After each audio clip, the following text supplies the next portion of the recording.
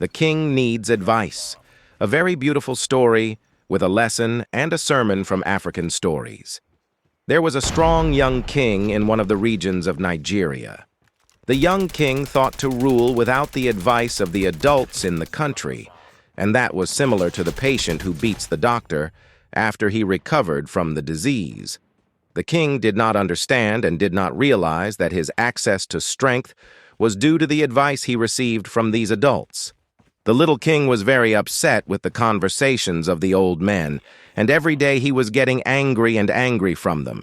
He said in himself one day, "Why do I sit and listen to the conversations of these sheikhs and adults, which have no value in our time above our time? Why do I act as I do not act as I want to act as I want to act? When I listen to them, I have to get rid of them completely." The ambitious young people gathered like him in the kingdom, and he said to them that you have minds and vitality, so that you can control the kingdom. Why do you take a side and let your fathers talk?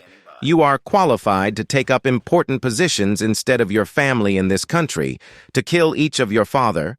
The young people went to their homes and killed their fathers, except one of them when he approached his father to kill him. The father told him to have mercy on my life and keep it, because in a time of crisis you know the value of my existence with you. No one can appreciate the importance of his poorness on which he sits on unless it is hit by dim. The young man thought about his father's words and was convinced of him. He took him to an abandoned farm and hid in an old hut. The king agreed and distributed important positions to young men and felt comfortable and happy for some time, but he discovered that the young men interfered. The king got down with them, especially because he found that their ambition is more than his ambition, and he wanted to get rid of them after a year, so he decided to get rid of them. The king gathered these young people whom he gave them important positions and told them that he decided to add a new building to his country, as all kings do. And they have to build this new palace from the second day.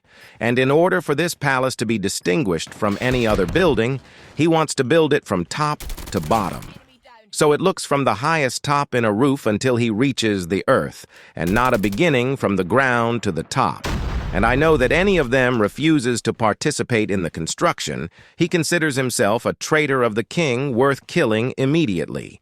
And the young people did not know what they were doing, but the young man who did not kill his father went to him in the evening in a hut and asking the advice. When the big man heard the story, he smiled and said, "The big man," and he saw what his son, the people and youth, did not see with the wisdom of the years. Tell his son what to do the next day. The young men went to the palace in fear, but the young man who did not kill his father was not afraid and bravely advanced from the king. "And my lord said that we are ready to build the new palace according to your instructions, but according to the customs, you are the owner of the building and you have to put the first foundation stone." The king wonders of the words the young man and his wisdom and asked him who told him this. The young man admitted that he did not kill his father, and that this is his advice. So the king sent who attended the great man, and he was appointed as his advisor. He told him that your wisdom is the one who will lead my kingdom from now, O wise old man. The truth is what the old man sees. With his experiences while he is sitting, he cannot see the young man with his little experience while he is standing, no matter what he does.